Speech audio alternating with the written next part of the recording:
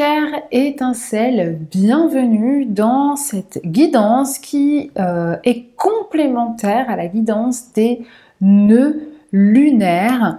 Le changement d'axe des nœuds lunaires, c'est une guidance qui est déjà disponible sur ma chaîne. Les nœuds lunaires sont des dynamiques astrologiques karmiques. Donc on a le nœud nord et le nœud sud. J'en dirai pas plus dans cette guidance, je t'invite à aller voir celle qui est déjà disponible sur ma chaîne. Cette guidance, toujours, est générale, ça ne va donc pas résonner en tout pour tout et pour tout le monde, et elle va venir compléter la dynamique du nœud sud. Donc elle répond à la question: quelle mémoire ou information est prête à être libérée durant ce prochain cycle de nœuds lunaires. Donc ce cycle démarre maintenant et se termine, il me semble, en janvier 2025. Pour la date exacte, je vous invite à aller voir des guidances ou des vidéos sur les personnes qui sont compétentes à ce sujet, à savoir les astrologues. Ici, on va aller voir quelles sont les mémoires et informations qui sont prêtes à être libérées pour 2025, d'ici 2025. Je pense, en tout cas de ce qu'on me dit, il y en aura une en particulier. Cette mémoire ou information peut englober plusieurs incarnations. Par exemple, tu as vécu plusieurs incarnations, la blessure de l'abandon par exemple.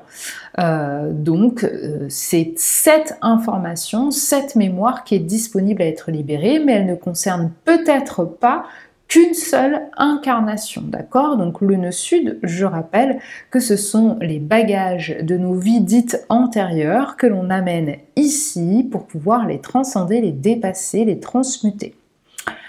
C'est parti, donc je te propose de choisir entre ces trois pierres, la septaria pour le groupe numéro 1, l'agate turritelle pour le groupe numéro 2 et le bois fossilisé pour le groupe numéro 3.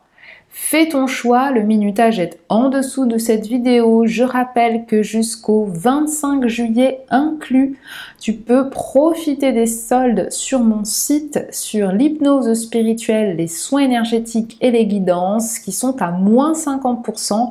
C'est le moment de prendre soin de toi à prix doux, donc n'hésite pas. Et puis, fais ton choix ici, en dessous de la guidance, tu as le lien vers mon site internet, toutes les infos pour me suivre sur mes réseaux. Et c'est parti, on se retrouve tout de suite. Alors, pour toi qui as choisi la septaria est ce qu'on appelle la pierre un peu dragon. C'est une pierre qui est à l'origine du monde. Elle est une pierre dite... je me souviens plus du mot, mais ça va me revenir. Bref, c'est une pierre qui est là depuis des millénaires. Elle est donc directement liée aux vies antérieures et elle te permet, si tu es branché litho évidemment, de t'accompagner à la libération des mémoires que tu souhaites mettre de côté, oublier de manière consciente, évidemment, pour avoir une autre vision du monde. Donc c'est parti, voyons voir ici les informations que l'on a. On a aide aux autres. Le son est bien fait. On a partir ou voyager. On a la lignée du père. Alors, on va mettre tout ça comme ça. Qu'est-ce qu'on a ici? On a le chakra du troisième œil. Ici, on a l'étoile de la femme. Intéressant. Et puis, on va garder ces messages pour la fin. Voilà, voilà. Alors, ici,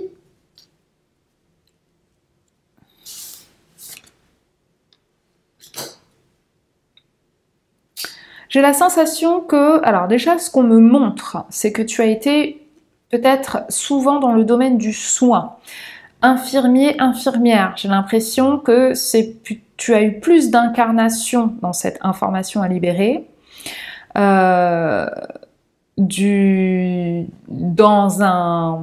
Étant incarné dans un corps féminin. Ici, il y a une notion de sacrifice, d'accord?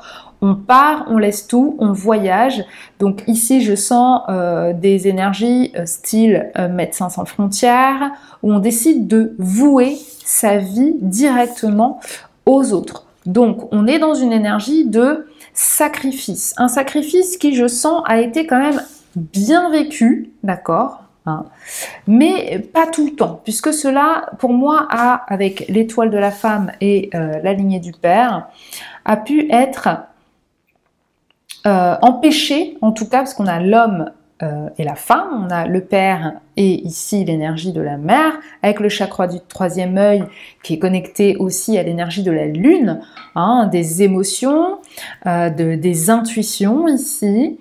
J'ai la sensation que cette information, cette mémoire à libérer, c'est le sacrifice à l'autre, surtout en tant que femme. Donc on a eu plusieurs mémoires ou vies ici, où on était soit parti pour aider des gens peut-être pendant la guerre par exemple, infirmière de guerre, peut-être lors pas forcément durant des guerres, peut-être aussi qu'on a eu une famille avec des enfants et qu'on a dû dans certaines époques se sacrifier. Ici on a quelqu'un qui n'a pas vécu sa vie, on a quelqu'un qui n'a pas pu se connecter à son énergie féminine ici avec le troisième œil, d'accord? Donc, dans ta vie actuelle, tu peux être souvent, faire passer les autres avant toi, être dans une énergie de sacrifice, t'oublier. Peut-être es-tu un signe d'eau ou une personne extrêmement intuitive. Quoi qu'il arrive, c'est ce qui est disponible pour toi à être libéré. C'est aussi peut-être d'avoir tout quitté, d'avoir sacrifié femme, enfant, famille, sa vie en fait, au service de quelqu'un ou quelqu'une d'autre ou de telle ou telle situation. D'accord? Donc ça, c'est disponible, c'est prêt à être libéré. Et voici les messages que l'on te donne. Tu pourrais te sentir déstabilisé, mais sache que tu es dans une énergie où le rythme s'accélère. Laisse-toi porter par le cours des événements sans être dans le contrôle. Beaucoup de révélations vont se mettre en place. L'autre message, c'est que tu es dans une énergie de séduction.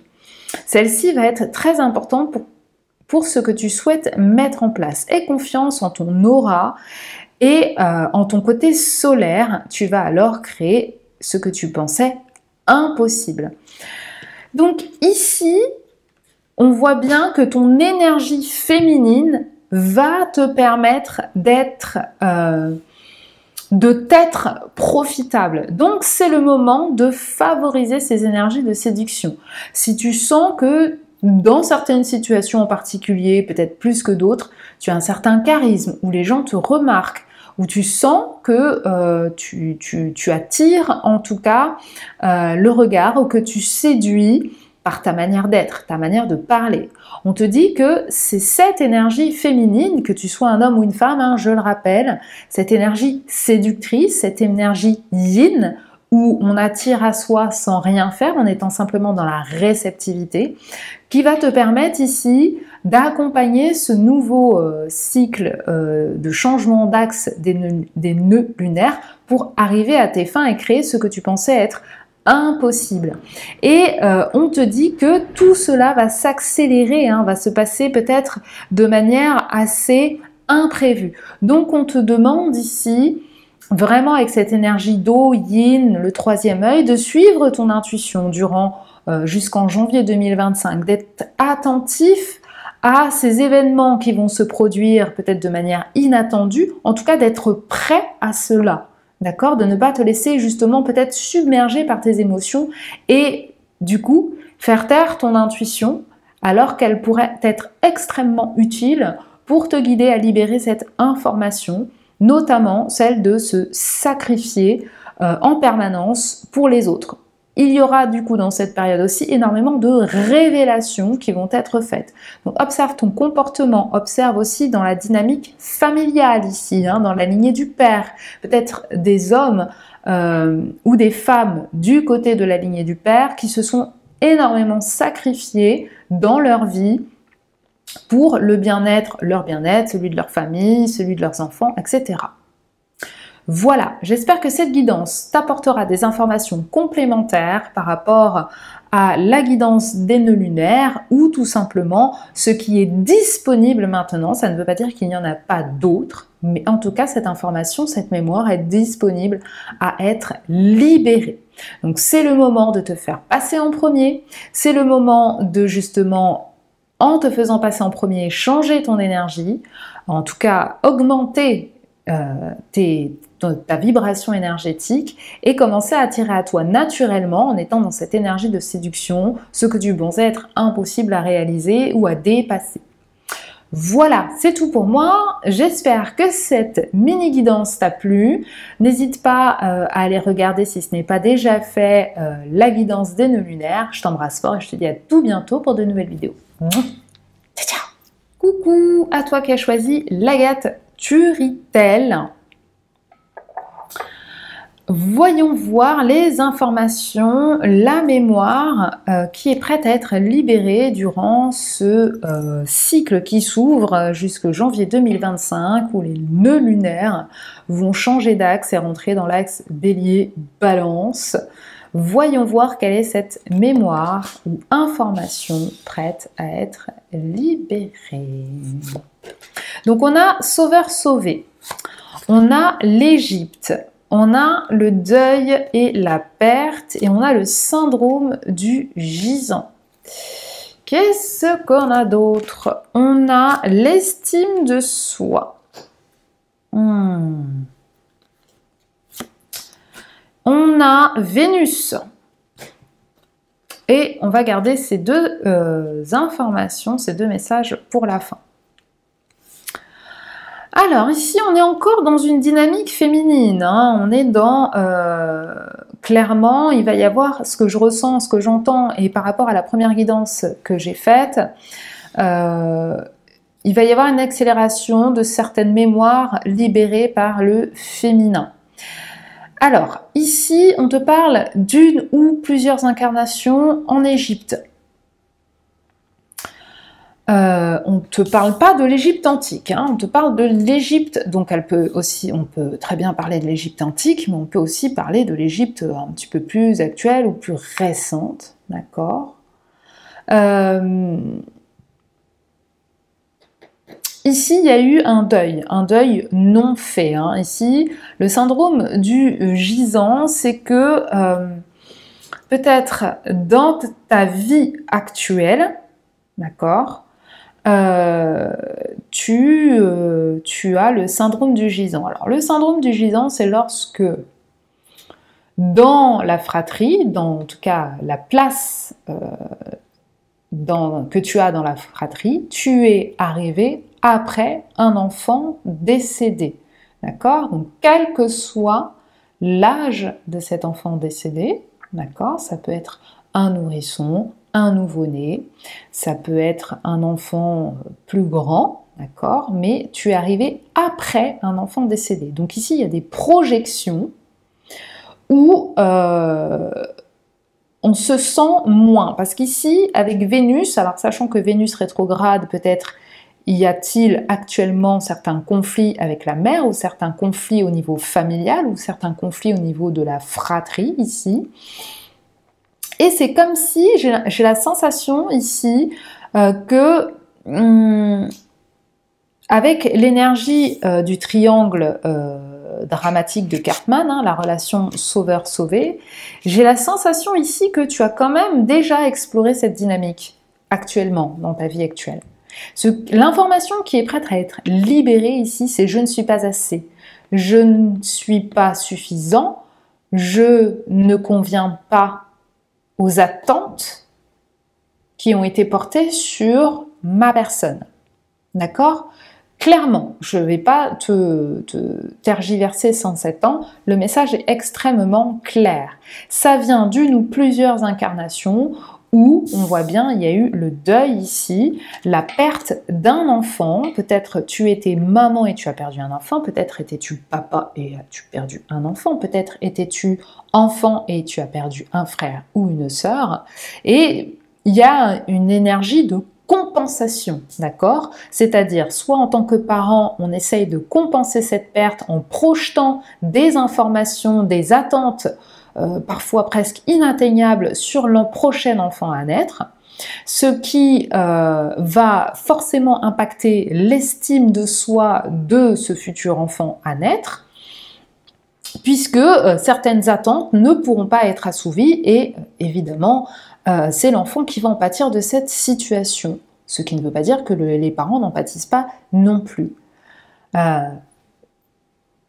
Il y a une compensation et une comparaison perpétuelle par rapport à cette situation où on essaye de plaire à ses parents, on essaye de compenser la perte en étant dans cette relation de sauveur-sauvé.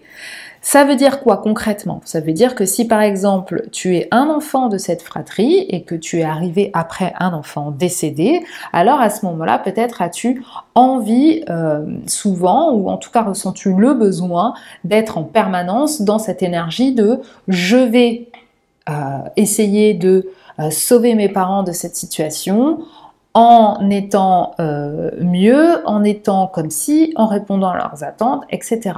Donc compensation, comparaison, dévalorisation ici. Hein. Avec Vénus, on est dans l'amour, dans les valeurs ici. Donc ça, c'est l'information qui est prête, disponible à être libérée pour toi. Qu'est-ce qu'on a ici? On te dit bien que tu es dans une nouvelle énergie relationnelle. Une ou plusieurs personnes vont faire leur entrée dans ta vie. Ces personnes vont devenir des amis et être d'un très grand soutien. Ce sont des personnes de confiance. On te dit également que tu peux te défaire de cette idée que dans la vie, tu dois te battre pour obtenir ce que tu souhaites. Hein. Donc comparaison, compensation, c'est jamais assez, c'est jamais suffisant, etc. Une partie de toi se conditionne à ce que les choses soient compliquées et cela donne lieu à des événements imprévus. Alors, connecte-toi à ta profondeur d'âme et sache que la douceur est en chemin pour toi. Donc, plus d'amour est disponible ici sur ce chemin jusqu'en janvier 2025 pour t'accompagner à libérer cette énergie de comparaison, de compensation et enfin être plus dans cette estime de toi, de ne pas, en tout cas d'éviter de voir les événements de cette situation ou de cette vie comme un échec. Peut-être aussi avec le syndrome du gisant, c'est le fait de passer après quelqu'un qui avait peut-être plus de valeur que toi, hein, d'un point de vue général. Tu vas en tout cas être amené à transcender cela en comprenant que tu n'es pas obligé tout le temps de te battre pour ce que tu souhaites, parce que tu vas voir qu'au fur et à mesure que tu vas transmuter cette information, eh bien, une nouvelle énergie relationnelle va se mettre en place, c'est-à-dire que tu ne seras plus dans ce truc de se comparer ou de ne pas se sentir assez par rapport à l'autre. Au contraire, tu vas rencontrer des personnes qui seront alignées avec ta vibration, qui seront d'un très grand soutien et qui te permettront ici de donner ta confiance et de te sentir en confiance. Voilà. C'est tout pour moi, j'espère que cette guidance te parle.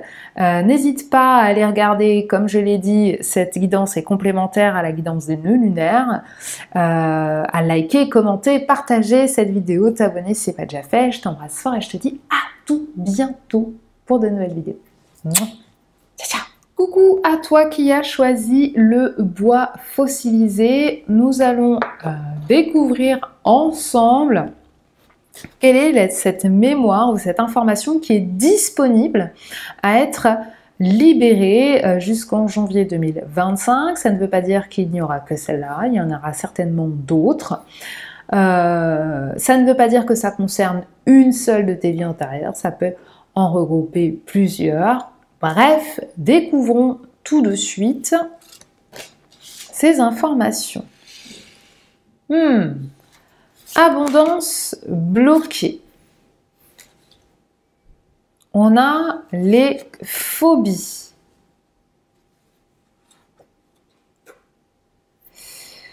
On a l'inversion et le miroir de l'absence.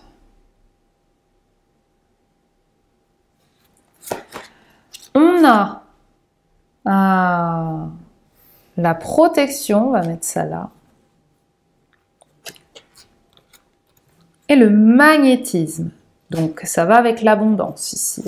Qu'est-ce qu'on a ici? Donc les possessions, l'argent, l'immobilier, hashtag abondance, la naissance ici, ouais, la création, et le nœud sud, on est dedans.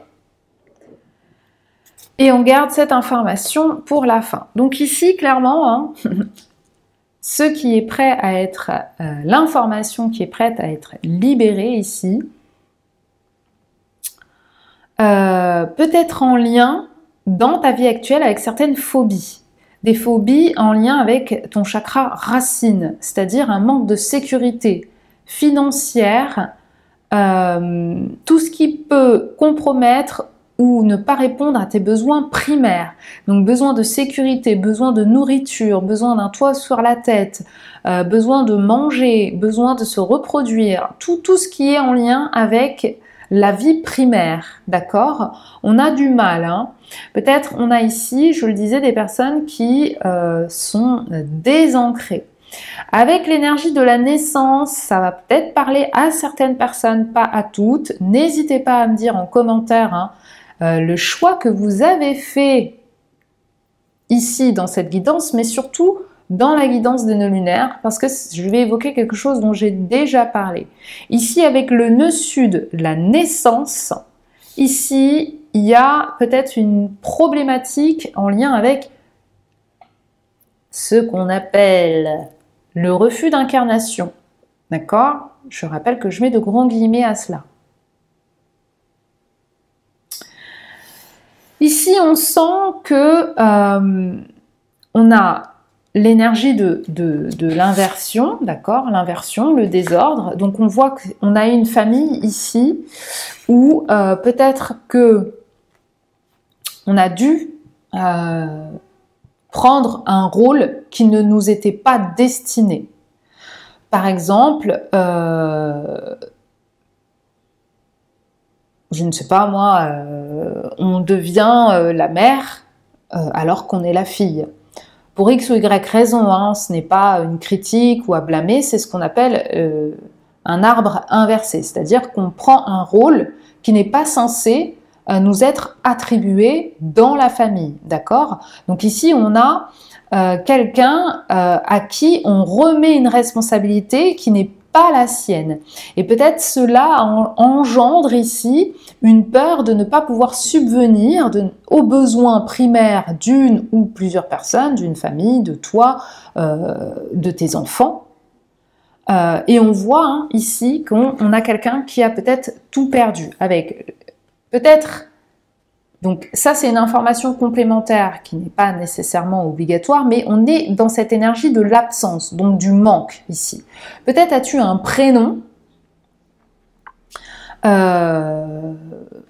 ou regardez aussi dans ton arbre quels sont les prénoms ici qui parlent d'une perte en particulier. Donc je ne sais pas, par exemple, tu t'appelles Marie-Ange, peut-être viens-tu d'une famille où un enfant, des enfants sont décédés, par exemple. D'accord? C'est un prénom hommage en miroir de l'absence d'une personne. Alors, c'est pas forcément un enfant, ça peut être un mari, un grand-père, une grand-mère. Bref, c'est un souvenir ici. Peut-être que cette information pourra te donner des éléments complémentaires à aller regarder dans ton arbre. Bref, quoi qu'il en soit, il y a un nœud ici au niveau de ton incarnation, pour certains. Pour d'autres, ce qui s'est passé, peut-être dans une ou plusieurs vies, c'est que peut-être as-tu dû laisser ton enfant parce que tu n'arrivais pas à subvenir à ses besoins. Ici, la phobie, pour moi, elle représente Donc une phobie, c'est une peur qui est déraisonnée, d'accord? Donc quand on emploie le mot de déraisonnée, c'est-à-dire qu'elle n'est pas ajustée au danger réel de la situation, d'accord? Donc on peut avoir une phobie des guêpes, on peut avoir une phobie de tout un tas de choses. Et ici, on a un peu une énergie de phobie du manque. Peur de ne pas attirer à soi, de manière déraisonnée, hein, je rappelle, l'abondance que l'on mérite. Ici, avec le magnétisme et l'abondance qui a été bloquée. La protection, pour moi, elle fait partie de, justement, de cette perte d'argent, de possession qui a eu lieu. Peut-être la perte d'un bébé, peut-être une ruine en particulier, je ne sais pas, mais en tout cas, ici on est dans une énergie de manque. L'information, la mémoire qui est prête à être libérée, c'est une abondance bloquée et des énergies de manque, que ce soit au niveau personnel, familial. C'est un schéma ici qui se reproduit et qui constitue un nœud karmique. Hein. Avec l'énergie du nœud sud ici qui revient par-dessus une guidance sur le nœud sud, on a un nœud karmique. Voilà. Pour certains, il peut s'agir d'une dette dans l'aspect symbolique du terme, d'une dette karmique. D'accord? Attention à tous ces éléments de langage, je les emploie parce que tout le monde, en tout cas, les entend, mais c'est quand même beaucoup plus subtil que ça, et en même temps, c'est assez simple. Hein. C'est juste que parfois, on n'emploie pas nécessairement les bons termes pour décrire certaines situations. Alors,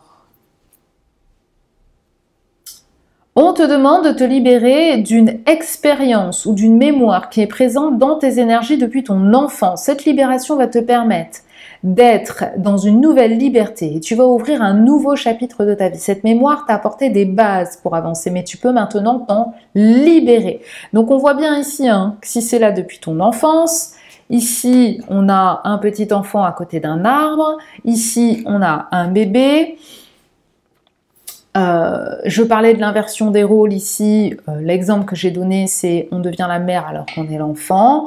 Donc ici peut-être as-tu dans ta mémoire de vie, peut-être un père, une mère qui a tout perdu, peut-être as-tu vécu dans la misère, peut-être n'arrives-tu pas à garder de l'argent, peut-être as-tu les poches percées, je ne sais pas. Mais ici il y a quelque chose en lien avec l'abondance, le manque, et pour d'autres, en plus ou en complément, une énergie de vie bloquée, d'accord? Donc, c'est-à-dire peut-être un refus d'incarnation pour certains.